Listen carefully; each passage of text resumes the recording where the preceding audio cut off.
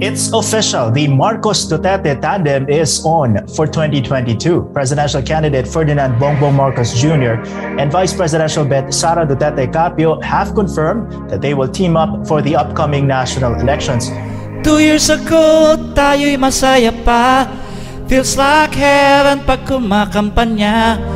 Hoping for the best tungong Malacanang. Unit team lagi nating sigaw.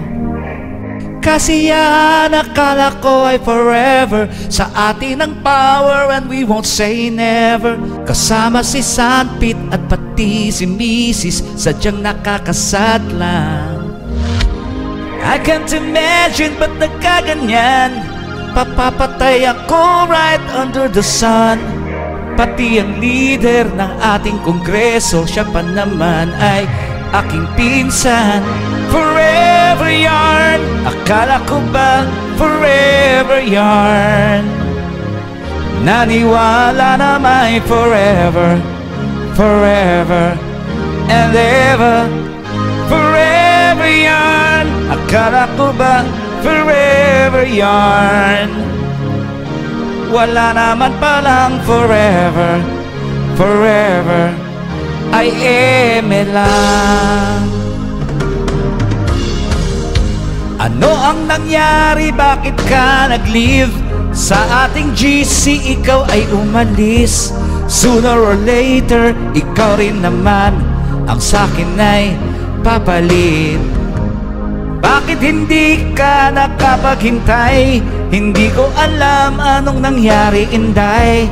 Meron ka pa ngang tinawagan.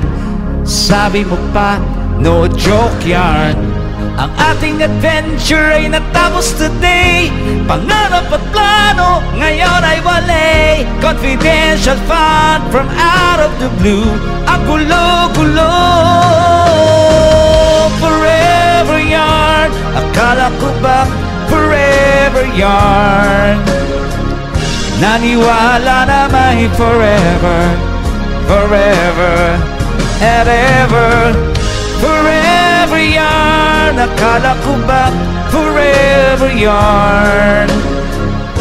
Wala naman palang forever, forever ay eme lang. Forever yarn, akala ko ba forever yarn? Wala naman palang forever, forever, forever.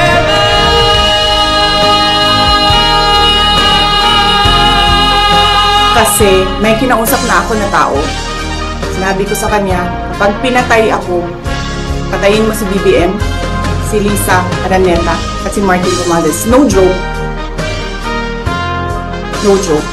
Nagbilin na ako, mama. Pag namatay ako, sabi ko, huwag ka tumigil na hanggang hindi mo mamatay sila. And then he said yes.